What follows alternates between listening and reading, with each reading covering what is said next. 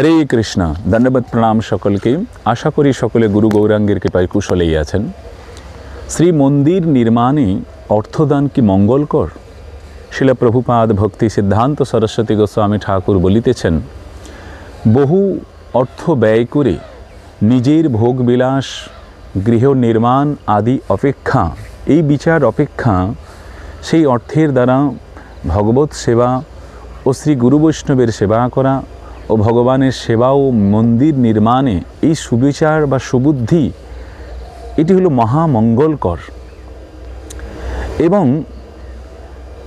যদি কেউ বিষ্ণু মন্দির নির্মাণ করেন বা সেই বিষ্ণু মন্দির নির্মাণ করা ব্যক্তিকে বলছেন আর নরকেই যেতে হয় না, জমালয়ে যেতে হয় না, বিষ্ণুদূতগণ তাহাকে বৈকুণ্ঠে নিয়ে যান এবং যম ও তাহার ভৃত্যগণ সেই বিষ্ণু ভক্তির আজ্ঞাবাহী হয়ে পড়েন।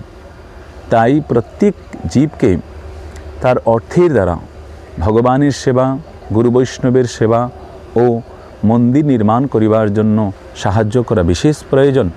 তাই সকল গৌর অনুরাগী ভক্তির কাছে বিশেষ নিবেদন, শ্রী রাধারমণ গৌড়ীয় মঠ, খোলটা, ঘোষপাড়া, কোচবিহার, এটি নিউ আলিপুরদুয়ার সংলগ্ন।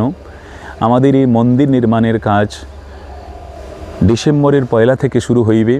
আপনারা কৃপা করে এই অধমের পাশে থাকুন এবং কৃপা করুন যাতে আমরা গুরু বৈষ্ণবের সেবা করতে পারি। হরে কৃষ্ণ।